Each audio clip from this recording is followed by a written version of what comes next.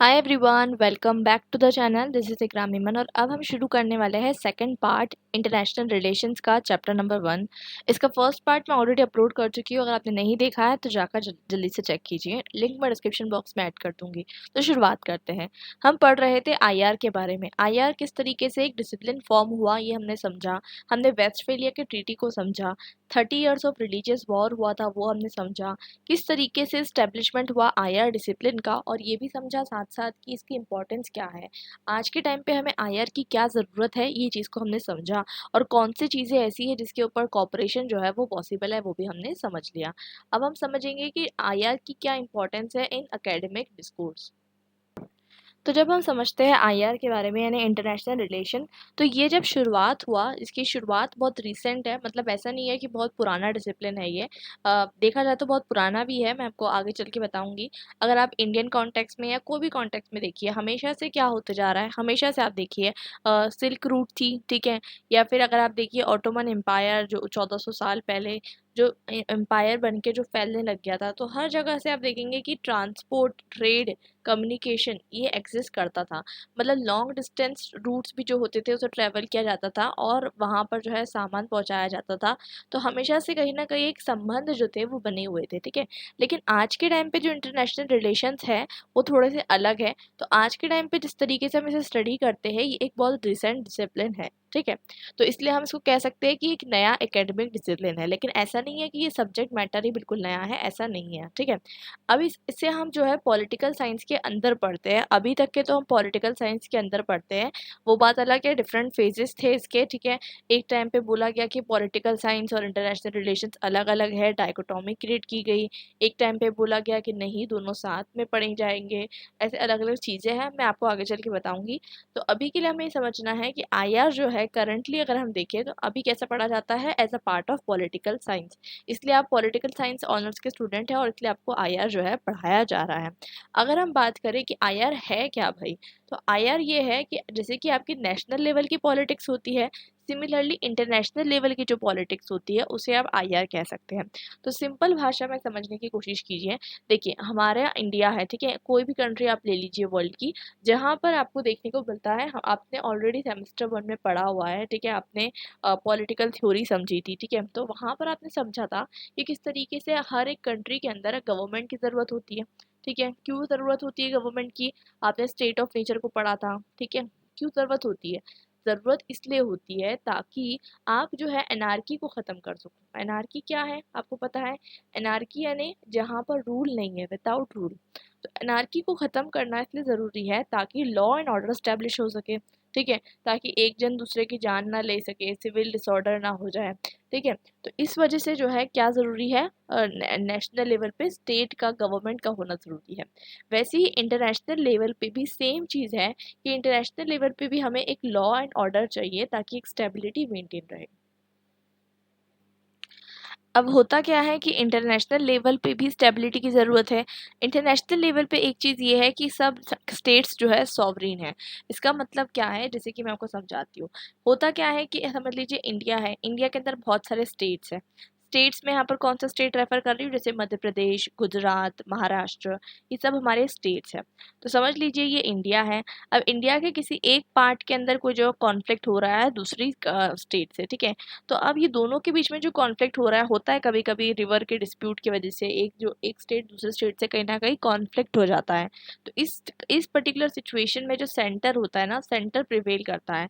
मतलब दोनों के बीच में पीस एंड कॉपरेशन को मेंटेन करना, कॉन्फ्लिक्ट को दूर करवाने का काम कौन करेगा, इंडियन गवर्नमेंट करेगी, ठीक है। तो इन दोनों पे तो किसका रूल है, इंडियन गवर्नमेंट का है। बट जब हम बात करते हैं इंटरनेशनल लेवल पे, तो इंटरनेशनल लेवल पे जो है एनार्की है। इसका मतलब ये है कि हर कंट्री अपने आप में इंडिपेंडेंट है। जैसे कि मैंने आपको बताया था कि रशिया जब यूक्रेन से लड़ाई कर रही थी, अभी रिसेंट का ही जो आपका केस आप देख रहे हो, तो रशिया जब यूक्रेन से लड़ाई लड़ रही थी तो यूएस भी उसको नहीं रोक पाया, ठीक है। अल्दो सारी कंट्रीज थोड़ा बहुत क्रिटिसाइज कर रही थी, यूक्रेन को सपोर्ट कर रही थी, रिलीफ प्रोवाइड कर रही थी, फंड प्रोवाइड कर रही थी, ठीक है। और रशिया को इनडायरेक्टली जो है बोल रही थी कि नहीं आप ऐसा मत कीजिए। बट उसके बावजूद आप देखेंगे कि डायरेक्टली जो है कोई भी कंट्री जो है ये नहीं कह सकती रशिया को कि आपको ऐसा नहीं करना है या आप ऐसा नहीं कर सकते, because her country international level पे सॉवरिन होती है, ठीक है। तो जब सॉवरेनिटी जो है उभर कर आई, सॉवरेनिटी का जो कॉन्सेप्ट है ये पोस्ट वेस्टफेलिया के फेज में उभर के आया, ठीक है। पोस्ट वेस्टफेलिया, पोस्ट वेस्टफेलिया का फेज कौन सा है? पोस्ट वेस्टफेलिया का जो आपका फेज है वो है 1648 ऑनवर्ड्स, 1648 ऑनवर्ड्स। तो यहाँ तक क्या आई होप आपको जो है क्लियर हो गई होगी चीज़। ये यहाँ पर वेस्ट आएगा, टी आएगा, ठीक है। तो यहाँ तक कि आपको चीज़ें जो है आई होप क्लियर हो गई होगी।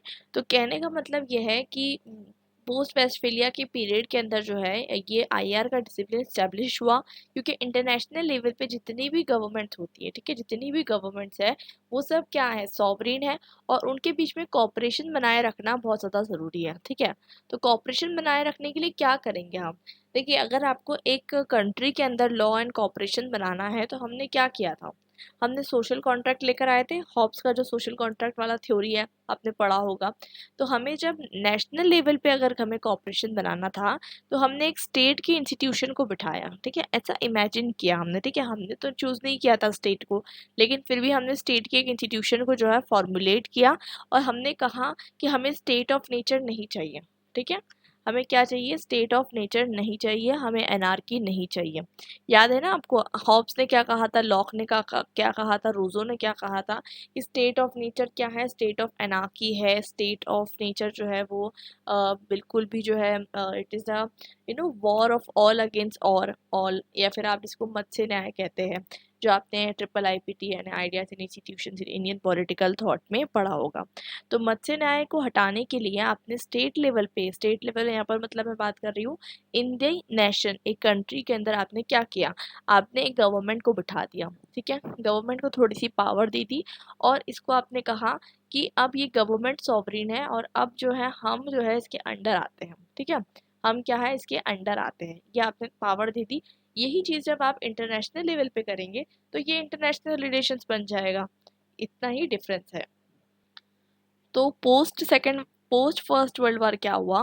पोस्ट फर्स्ट वर्ल्ड वार ये हुआ कि जब आपको पता चला कि कंट्रीज जो है आपस में लड़ रही है, ठीक है, टेरिटरी के लिए, रिसोर्सेज के लिए, तो लीग ऑफ नेशंस का एस्टेब्लिशमेंट होता है, ठीक है। लीग ऑफ नेशंस का एस्टेब्लिशमेंट जब होता है तब उससे क्या बात समझ में आती है? उससे ये बात समझ में आती है कि अब जो है हमें साथ में मिलकर कोऑपरेट करना है।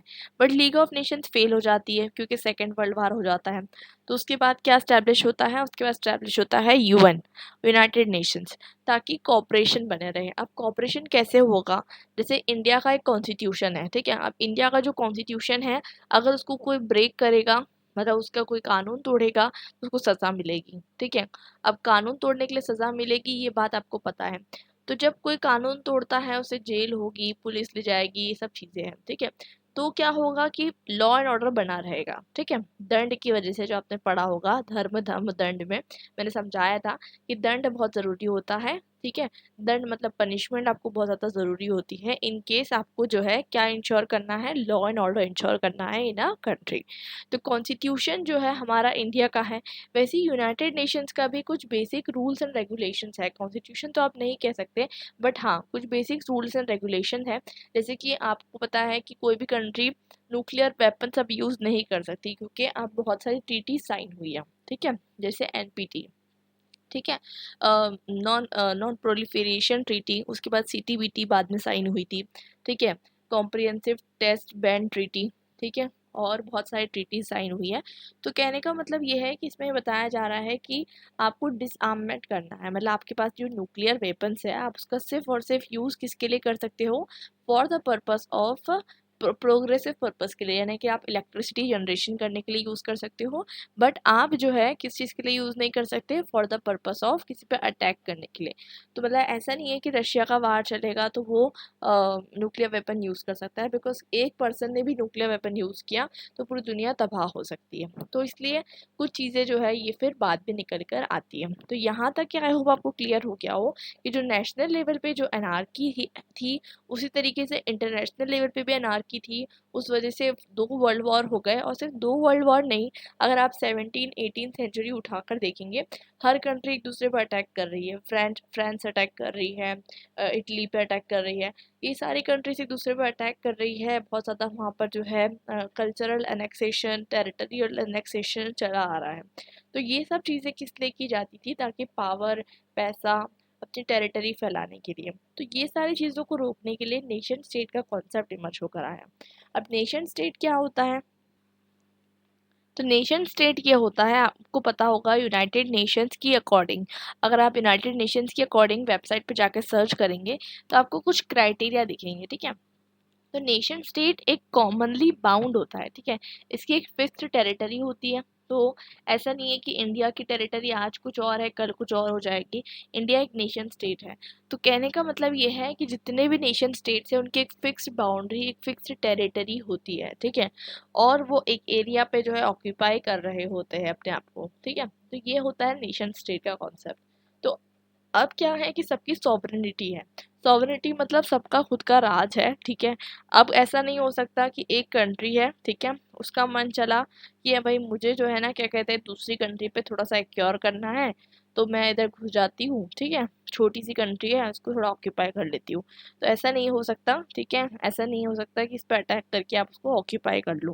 पहले ऐसा होता था, ठीक है, कि जो छोटी छोटी कंट्रीज हैं उस पर अटैक किया जाता था और जो है उन्हें ऑक्यूपाई कर जाता था बड़ी बड़ी कंट्रीज द्वारा, ठीक है। ये प्रोसेस बहुत 16, 17, 18 सेंचुरी में चल रही थी। इसके पहले भी होता था, ऐसा कोई नई बात नहीं है। आप इंडियन कंटेक्स्ट में उठा के देख लीजिए, अशोका के टाइम पे देख लीजिए, पूरा इंडिया एक्योर हो गया। चंद्रगुप्त मौर्य के टाइम पे देख लीजिए, आप गुप्तास के टाइम पे देख लीजिए, ठीक है।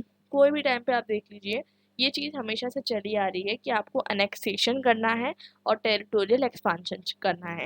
लेकिन ये कब जाकर रुक गया? From the establishment of UN, United nation का एस्टेब्लिशमेंट होने के बाद ये बताया गया कि नहीं, आप ये सब चीज़ें नहीं कर सकते। अब हर कंट्री की सॉवरेनिटी है और टेरिटोरियल एनेक्सेशन आप नहीं कर सकते। तो यहाँ तक कि आपको सारी चीज़ें क्लियर हो गई होगी, आई होप। ये किससे रिलेटेड है? इंटरनेशनल रिलेशन से रिलेटेड है। तो ये सब चीज़ें आपको समझना इसलिए ज़रूरी है ताकि आपको एक बैकग्राउंड मिल सके कि आपको किस चीज़ के बारे में सोचना है जब आप आईआर पढ़ रहे हैं। जब हम बात कर चुके हैं इन सब चीज़ों के बारे में, तो हम एक और बात करते हैं कि हमें आईआर पढ़ना क्यों है। Why study IR? तो आईआर एक ऐसा डिसिप्लिन बन चुका है आज के टाइम पे जो एक इंटरडिसिप्लिनरी है, ठीक है। क्या है? इंटरडिसिप्लिनरी है। इसका मतलब ये है कि आजकल इंटरनेशनल लेवल पे बहुत सारी चीज़ें डिस्कस की जा रही है। मैंने आपको पहले वाले वीडियो में समझा चुकी हूँ, और आपने नहीं देखा है जाकर देख लीजिए। उसमें मैं आपको बता चुकी हूँ क्या क्या एरियाज ऐसे थे जिसमें कॉपरेशन पॉसिबल है और आज के टाइम पे करना चाहिए, जैसे इन्वायरमेंट, जैसे मेडिसिन, जैसे मैंने आपको बताया हेल्थ, ठीक है, वैक्सीन्स। ये सारी चीज़ों के अंदर कॉपरेशन पॉसिबल है और इनकरेज करना भी चाहिए। तो इंटरनेशनल लेवल पर एक इंटरडिसिप्लिनरी सब्जेक्ट ये बन चुका है। इंटरडिसिप्लिनरी सब्जेक्ट का मतलब क्या होता है?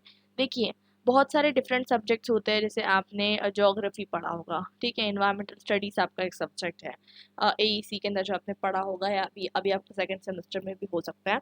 तो ये जितने भी सब्जेक्ट्स होते हैं आपके, ठीक है, इन्वायरमेंटल साइंस अलग है, ज्योग्राफी अलग है, डिजास्टर मैनेजमेंट, ठीक है, किसी का कुछ अलग अलग सब्जेक्ट्स, ये बहुत सारे सब्जेक्ट्स का कॉम्बिनेशन है। कौन सा सब्जेक्ट?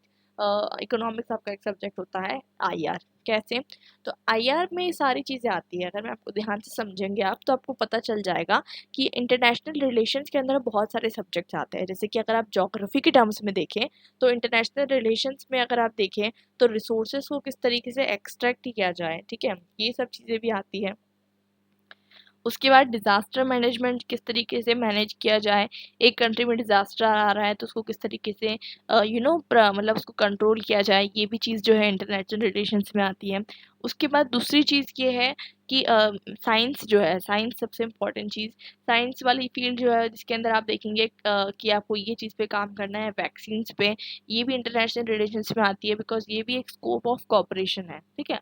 उसके बाद आप बात करेंगे कि क्लाइमेट चेंज की बात करिए तो इन्वायरमेंटल साइंस के अंदर आ गया ये सब्जेक्ट। ह्यूमन ट्रैफिकिंग की बात करिए, ये क्राइम्स रिलेटेड लॉ रिगार्डिंग आ गया, ठीक है। माइग्रेशन का जो इशू है कि मतलब बांग्लादेश से बहुत सारे माइग्रेंट्स इंडिया में आ चुके हैं, उनका क्या होगा। तो ये सारे जो माइग्रेशन वाले जो इश्यूज है, ये भी ज्योग्राफी का कंसर्न है, पॉपुलेशन ज्योग्राफी। तो ये सारी चीज़ें मतलब आप देखेंगे बहुत सारी चीज़ें ऐसी है। आज के टाइम पे कंप्यूटर इंटरनेशनल रिलेशंस में आ चुका है, ठीक है। कंप्यूटर साइंस, इंटरनेशनल आईटी यानी इंफॉर्मेशन टेक्नोलॉजी। कैसे? क्योंकि आज के टाइम पे कुछ नए स्ट्रगल्स हैं। आज के टाइम पे साइबर स्पेस क्राइम्स, ठीक है। गूगल को अगर समझ लीजिए किसी ने हैक कर लिया, ठीक है। तो इस तरीके की जो चीज़ें हैं कि आपका जो डेटा है, बहुत सारा डेटा होता है जो सर्वर्स पे स्टोर है।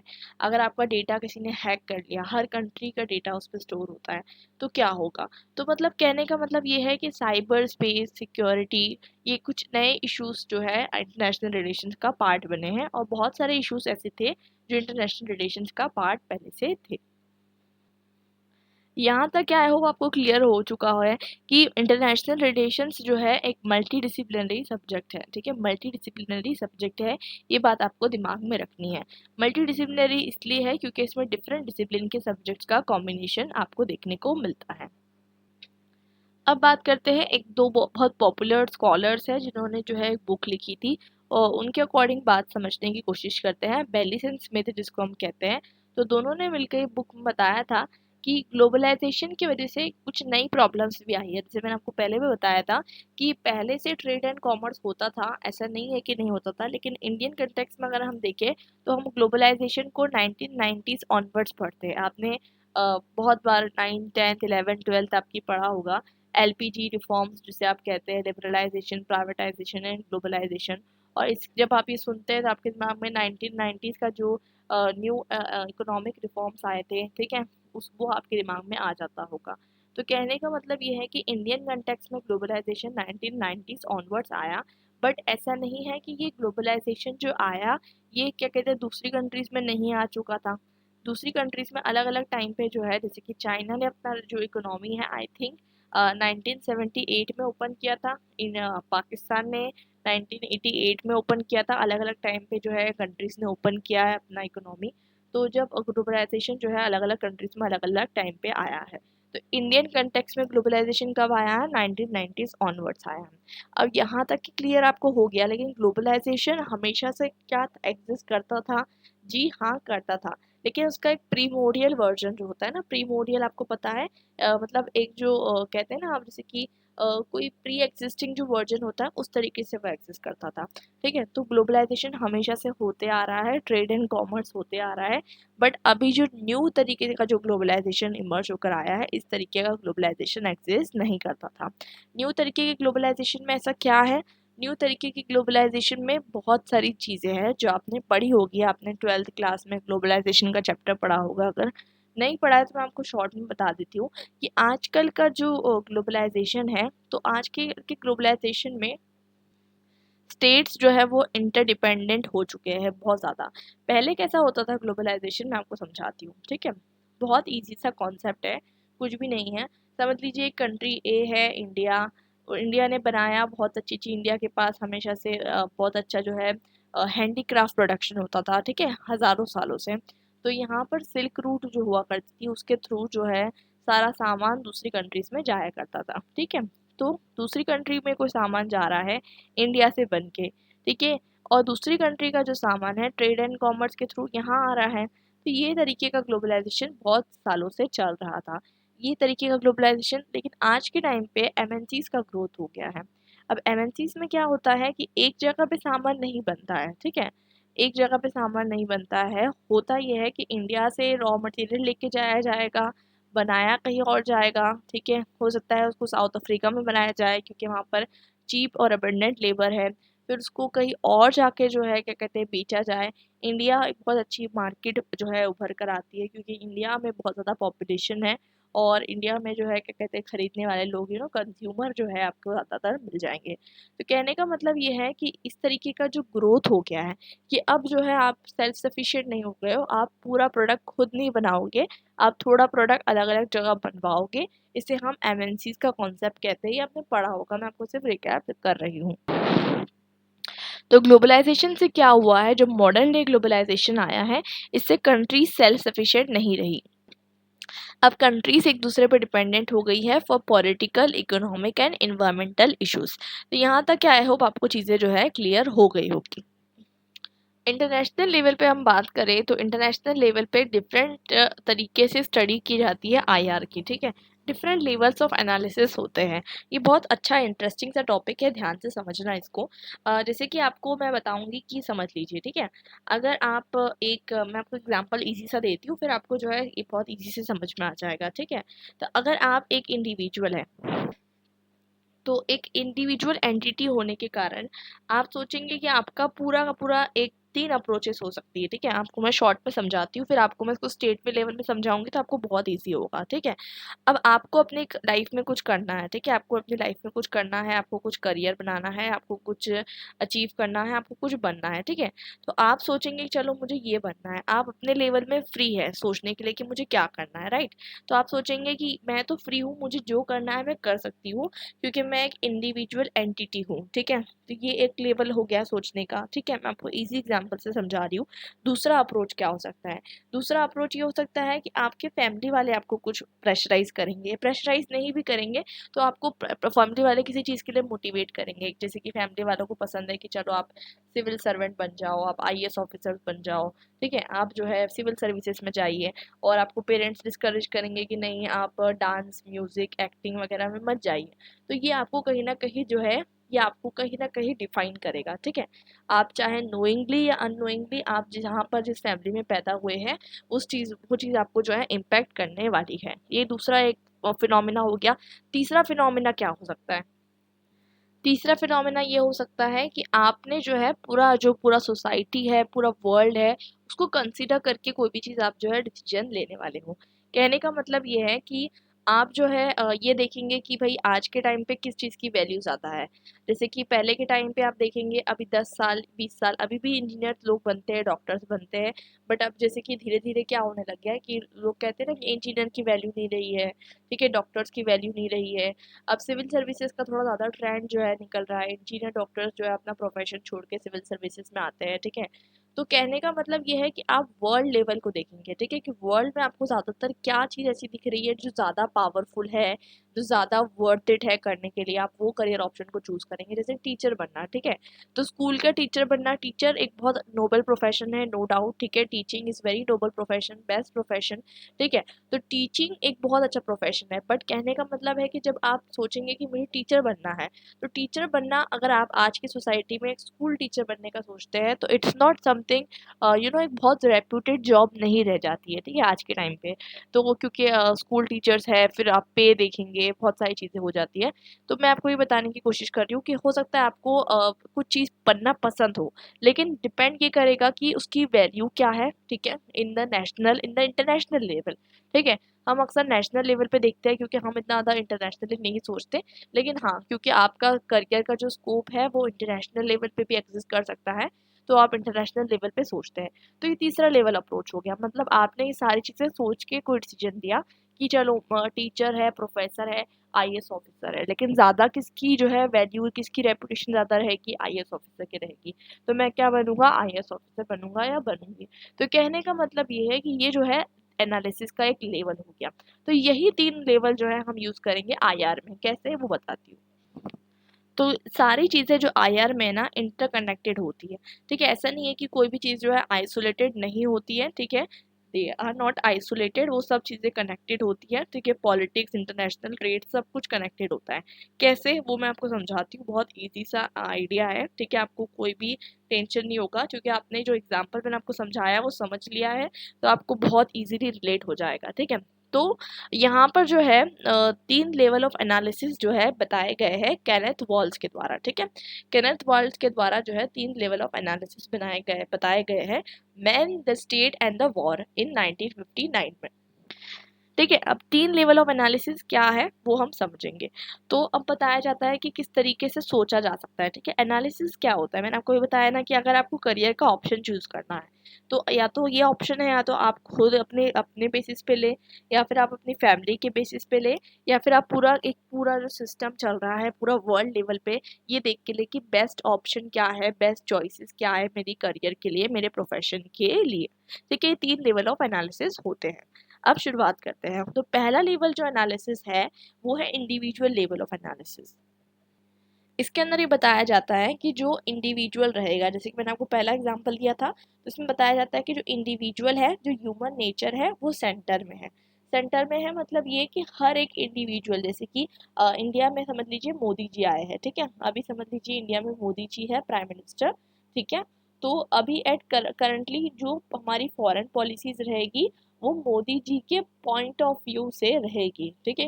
ये डिपेंड करता है, यहाँ पर यही लिखा हुआ है कि जो एक पर्सन, एक इंडिविजुअल रहेगा, उसके बेसिस पे ही, उसकी जो इंटरेस्ट के बेसिस पे ही जो है क्या रहेगी, पॉलिसीज जो है, फॉरेन पॉलिसीज जो है वो फ्रेम्ड होगी, ठीक है, by the political leaders of various countries. जैसे कि मैं आपको पहले बता चुकी हूँ लास्ट वीडियो में, मैंने आपको डोनाल्ड ट्रंप का एग्जांपल दिया था। डोनाल्ड ट्रंप बहुत ज़्यादा क्रूअल थे बहुत सारे चीज़ों में, ठीक है, तो वो थोड़े से सेंट्रिक थे, थोड़े से अपने रिलीजन को, अपने जो है कल्चर को लेके, तो उन्होंने बहुत सारी चीज़ें ऐसी इंट्रोड्यूस की जो लोगों को नहीं पसंद आई। अब जो बिडेन आए हैं, तो बिडेन की थोड़ी अलग जो है कहीं ना कहीं अप्रोच है। तो ये इंडिविजुअल पर डिपेंड करेगा कि वो किस तरीके से इंटरनेशनल रिलेशंस को कैरी फॉरवर्ड करना चाहता है। इट मीन्स दैट कि जो फॉरेन पॉलिसीज़ है वो किस पे डिपेंड रहेगी, इंडिविजुअल्स पे डिपेंड रहेगी। इसे हम इंडिविजुअल लेवल ऑफ एनालिसिस कहते हैं। यहाँ तक कि आपको क्लियर हो जाना चाहिए। ये वैसा ही है जैसे आप पे डिपेंड रहेगा कि आप क्या करियर ऑप्शन करना चाहते हैं। आप डांसर बनना चाहते हैं, आप म्यूजिशियन बनना चाहते हैं, आप एक्टर बनना चाहते हैं, या आप जो है एक आईएएस ऑफिसर बनना चाहते हैं, ये आप पे डिपेंड रहेगा। यहाँ तक कि आपको क्लियर है। लेकिन इसमें भी एक दिक्कत ये हो जाती है कि जब आप पे हर चीज़ डिपेंड हो जाती है, और जैसे कि जो पॉलिटिकल लीडर्स होते हैं, और अगर वो लोग जो है अपना सेल्फ इंटरेस्ट देखने लग गए, ठीक है, उनको अपना सेल्फ इंटरेस्ट नहीं देखना चाहिए, उनको कंट्री का इंटरेस्ट देखना चाहिए, ठीक है। तो अपना सेल्फ इंटरेस्ट देखने लग गए और वो गलत तरीके से गाइडेड होकर, जैसे कि बाइडेन को देख लीजिए, उन्होंने सॉरी पुतिन पुतिन को देख लीजिए, उन्होंने जो है क्या कहते हैं अभी इतना ज़्यादा डिस्ट्रक्शन कॉज किया टू दी यूक्रेन। कहीं ना कहीं बहुत नुकसान हुआ। देखिए यूक्रेन से बहुत सारे स्टूडेंट्स को इंडिया आना पड़ा, मेडिकल स्टूडेंट्स को, उनको यहाँ पर जो है मेडिकल कॉलेजेस में एक्सेप्ट नहीं किया गया, उनका करियर लॉस हो गया, ठीक है। उसके बाद बहुत सारे सिविलियंस की जान गई। तो इस तरीके से मतलब एक बहुत ज़्यादा डिसहार्मनी क्रिएट हुई, ठीक है। तो अगर कोई एक इंसान भी पर्टिकुलरली मतलब करप्ट हो जाता है, या वो मिसगाइडेड हो जाता है, इग्नोरेंट हो जाता है, पॉलिटिकल लीडर है वो, ठीक है, तो उसके वजह से पूरी कंट्री, इनफैक्ट पूरे वर्ल्ड में जो है नुकसान पहुंच सकता है। तो ये जो है इंडिविजुअल लेवल ऑफ एनालिसिस है। इसका कॉन्स भी मैंने आपको बता दिया कि अगर एक इंडिविजुअल मिसगाइडेड हो जाता है तो उस वजह से कॉन्फ्लिक्ट जो है वो क्रिएट हो जाते हैं। यहाँ तक कि आपको जो है चीज़ें क्लियर हो गई होगी। अब सेकेंड लेवल ऑफ एनालिसिस पे आते हैं, वो है state level of analysis. Secondly जो स्टेट लेवल ऑफ एनालिसिस है, इसको मैं फैमिली वाले पॉइंट से कंपेयर करूंगी। तो जैसे कि एक स्टेट मतलब जितने भी उसमें ऑर्गन्स होते हैं, ठीक है, मेनली अगर हम बात करें तो जो जितने भी इंटरनल ऑर्गन्स होते हैं जिसमें गवर्नमेंट और स्टेक होल्डर्स आ जाते हैं, सब लोग आ जाते हैं, ठीक है। अब वो लोग क्या डिमांड कर रहे हैं, वो लोग क्या डिमांड कर रहे हैं, इट मीन्स दैट कि अगर आप एक कंट्री में रहते हैं, ठीक है, एक कंट्री में रहते हैं, तो हर कंट्री का एक खुद का रिलीजन होता है, खुद का कस्टम होता है, ठीक है, खुद का एक हिस्ट्री होती है, इकोनॉमी होती है, हर चीज़ होती है, ठीक है। तो ये सारे फैक्टर्स जो है वो रिस्पॉन्सिबल होते हैं। जैसे कि मैंने आपको बताया, आपकी फैमिली है, ठीक है, आपकी फैमिली का एक रिलीजन है, आपकी फैमिली का कस्टम है, ठीक है। आपकी फैमिली से इसलिए मैं रिलेट कर रही हूँ क्योंकि स्टेट लेवल ऑफ एनालिसिस को आप फैमिली से रिलेट कर सकते हैं, ठीक है। हर फैमिली का अपना एक रिलीजन होता है, ठीक है, एक कस्टम होता है, एक हिस्ट्री होती है उनकी, इकोनॉमी होती है, मतलब आप कौन से मिडिल क्लास, अपर क्लास, और जोग्राफिक कैरेक्टरिस्टिक आप कंसिडर कर सकते हैं। तो कहने का मतलब ये है कि डिपेंड करता है ये सारी चीज़ों पे कि आप क्या बनेंगे फ्यूचर में। तो ये एक स्टेट लेवल ऑफ एनालिसिस हो गया। मैं इसको क्यों रिलेट कर रही हूँ, इसका कहने का मतलब ये है कि वॉल्स अपनी बुक में बताते हैं कि एक मतलब एक जो है पर्टिकुलर सिर्फ लीडर पे डिपेंड नहीं करता, बहुत सारे फैक्टर्स पे डिपेंड करता है कि किस तरीके से चीज़ें होने वाली है। जैसे फॉर एग्जांपल अगर हमारी बात आती है पाकिस्तान के साथ, तो हमारे पाकिस्तान के साथ जो रिलेशनशिप है वो थोड़े से स्ट्रेंड है। क्यों स्ट्रेंड है भाई, हमारे बहुत सारी कंट्रीज के साथ रिलेशनशिप बहुत अच्छे हैं। पाकिस्तान के साथ क्यों हमारे रिलेशनशिप स्ट्रेंड है, क्यों स्ट्रेंड है, बिकॉज कुछ जो है हमारी हिस्ट्री रही है, ठीक है, कुछ हमारे जो है तनाव रहे हैं हमारी कंट्रीज के बीच में, ठीक है, अटैक्स हुए हैं, उस वजह से हमारी जो रिलेशनशिप है वो स्ट्रेंड है, ठीक है। एक चीज़ ये हो गई। और दूसरी चीज़ क्या हो जाती है इम्पोर्टेंट यहाँ पर कि कुछ कंट्रीज़ के साथ हमारे रिलेशन बहुत अच्छे हैं, ठीक है। क्यों अच्छे हैं? क्योंकि उनका भी साथ हमारे एक एक तरीके से एक हिस्ट्री रही है। जैसे कि हम देखेंगे भूटान देख लीजिए, नेपाल देख लीजिए, हमारे बहुत अच्छे रिलेशनशिप हैं। क्यों? क्योंकि हमारी उनकी और हमारी एक हिस्ट्री, थोड़ा रिलीजन में भी थोड़ा फेमिलियरिटी है, ठीक है। साउथ एशियन कंट्रीज़ के साथ थोड़ी हमारी ज़्यादा अच्छे से जो है बनती है। तो ये सारी जो कंट्रीज़ हैं इनके साथ हमारा एक अच्छा रिलेशनशिप है। तो कहने का मतलब ये है कि ये हो गया स्टेट लेवल ऑफ एनालिसिस। मतलब हर एक स्टेट किस तरीके से एक्ट करेगा इंटरनेशनल लेवल पे, वो बहुत सारे फैक्टर से जो है इन्फ्लुएंस होता है। अब इसके भी कुछ कॉन्स है। तो देखिए, अगर स्टेट अपने फ़ायदे के लिए सोचेगा, सिर्फ अपने फ़ायदे के लिए सोचेगा, अपने नेशनल इंटरेस्ट के लिए सोचेगा, तो आपको पता है कि 16, 17, 18 और 19 सेंचुरी में क्या हुआ। पूरा वर्ल्ड का जो है कॉलोनाइजेशन हुआ, ठीक है, by the European countries, Britain, France, ठीक है। तो ये सब कंट्रीज़ ने क्या किया कि कहीं ना कहीं, जो आप बाद में जाकर लेनिन अपनी थ्योरी देते हैं इम्पेरियलिज्म की, उससे आप रिलेट कर सकते हैं कि कहने का मतलब ये है कि उन्होंने ये सोचा कि हम लोग जो है क्या है, सुपीरियर है, ठीक है, सुपीरियर है, और हम जो है दूसरी कंट्रीज़ पे जाके गवर्न करेंगे और दूसरी कंट्रीज से क्या करेंगे, रिसोर्सेज का एक्सट्रैक्शन करेंगे, क्योंकि हर इंसान अपने बारे में सोचता है, ठीक है। तो ये हम स्टेट लेवल की बात कर रहे हैं, मतलब हर कंट्री अपने बारे में सोचेगी अगर, तो क्या होगा। तो इसलिए उन्होंने क्या किया, जो कॉलोनीज थी, जैसे इंडिया एक बहुत बड़ी कॉलोनी ब्रिटिश की, तो उन्होंने क्या किया, हमारे से रॉ मटेरियल का भी एक्सट्रैक्शन किया और हमें जो है एज अ मार्केट भी यूज़ किया। तो कहने का मतलब ये है कि यहाँ पर हमें समझ में आता है कि उन्होंने अपनी इकोनॉमी के बारे में सोचा, अपने देश के बारे में सोचा, तो और इसलिए जो है कहीं ना कहीं जो है कॉन्फ्लिक्ट भी क्रिएट हुआ। तो कहीं ना कहीं ये भी एक लेवल ऑफ एनालिसिस होता है कि हमें क्या चाहिए, नेशनल इंटरेस्ट क्या चाहिए। लेकिन अक्सर हमें नेशनल इंटरेस्ट को छोड़कर थोड़ा सा इंटरनेशनल लेवल पे भी सोचना पड़ता है, ठीक है, कि आप जो कर रहे हैं वो सही भी है या नहीं है, ठीक है। तो ये एक पॉइंट हो गया सबसे इम्पोर्टेंट चीज़।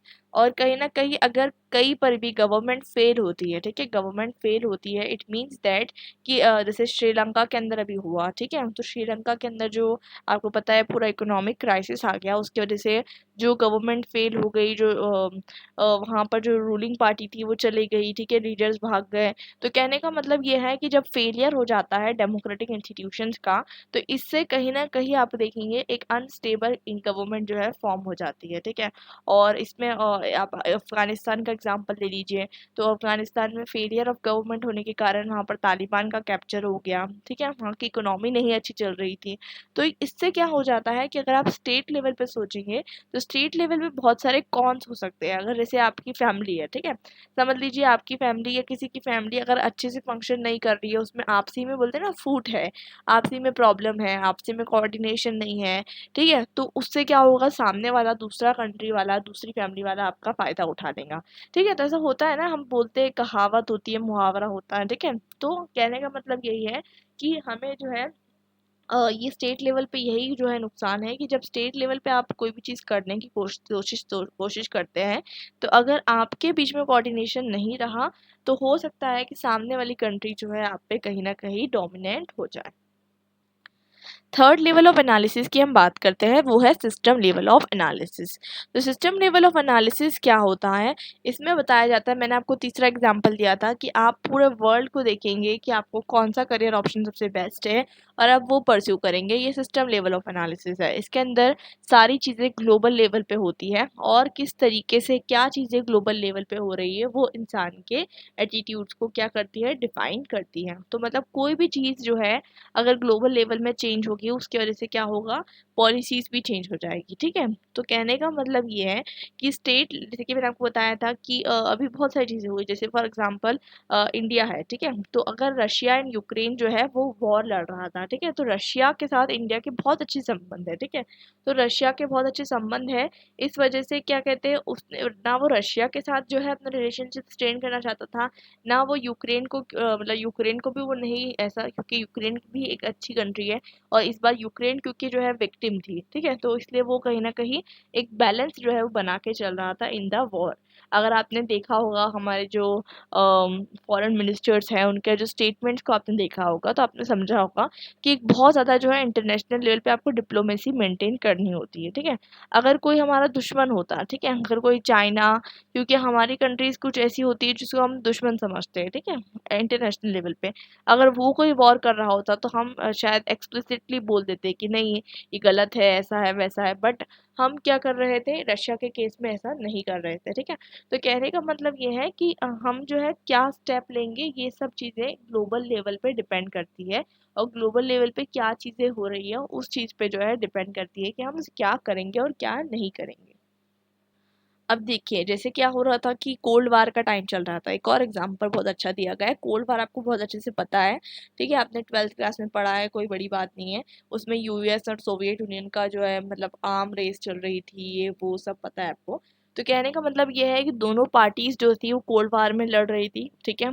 तो अब इसमें क्या हो रहा था कि इंडिया को किसी कंट्री को ज्वाइन करना था, ठीक है, और बहुत सारी कंट्रीज को, अलग अलग कंट्रीज ने ज्वाइन कर लिया था, बट इंडिया उस टाइम पे आज़ाद हुआ था, उसने सोचा, जवाहरलाल नेहरू की लीडरशिप के अंदर जो नॉन अलाइनमेंट मूवमेंट हमने लॉन्च किया था, ठीक है, तो वो क्यों लॉन्च किया गया था, क्योंकि इंडिया ने एनालाइज ये किया, ग्लोबल लेवल पे वो चीज़ हो रही थी, उसको एनालाइज किया कि अगर हम दोनों में से एक सुपर पावर को ज्वाइन कर लेते हैं, ठीक है, क्योंकि उस टाइम पे भी रिलेशनशिप बहुत अच्छे थे विद यूएसएसआर, ठीक है, डेफिनेटली थोड़े से हम प्रो यूएसएसआर थे, बट कहने का मतलब ये है कि फिर भी हम यूएस से पंगा नहीं ले सकते थे, क्योंकि हमारी कंट्री क्या थी, डेमोक्रेटिक कंट्री थी। तो इसलिए नॉन अलाइनमेंट मूवमेंट से कहीं ना कहीं हमने सोचा कि ग्लोबल लेवल पे ये जो इस तरीके का अलाइनमेंट का प्रेशर चल रहा है, इसको ख़त्म करने के लिए हमने नॉन अलाइनमेंट मूवमेंट जो है लॉन्च किया। तो कहीं ना कहीं जो हमारी फॉरेन पॉलिसी है, उस टाइम पे जवाहरलाल नेहरू हमारे प्राइम मिनिस्टर भी थे और फॉरेन मिनिस्टर भी थे। तो उन्होंने जो पॉलिसी फ्रेम आउट की वो डिपेंड कर रही थी कि ग्लोबल लेवल पे क्या फैक्टर्स है। तो यही चीज़ आपको बताई जा रही है कि सिस्टम लेवल ऑफ एनालिसिस में ये चीज़ डिपेंड करेगी कि ग्लोबल लेवल पे क्या चीज़ें चल रही है, उसके बेसिस पे आपका जो है इंटरनेशनल रिलेशंस या आपकी फॉरेन पॉलिसीज़ जो है वो फ्रेम आउट होगी।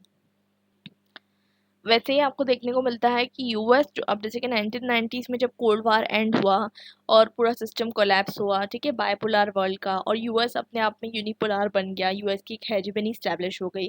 तो उसके बाद आपको देखने को मिलता है कि यूएस ने बहुत सारे खराब भी काम किए, जैसे कि आपको देखने को मिलता है इराक के अंदर वो ज़बरदस्ती घुस गया 2003 के अंदर, इराक लिबरेशन एक्ट करवाया, इराक ऑपरेशन इराक की फ्रीडम, ठीक है, मतलब अपनी पावर को दिखाने के लिए, ठीक है, अपनी पावर को दिखाने के लिए कि मैं सुप्रीमेसी हूँ, मेरी सुप्रीमेसी है, मेरी हेजेमनी है, मेरी हेजेमनी को कोई चेक नहीं कर सकता।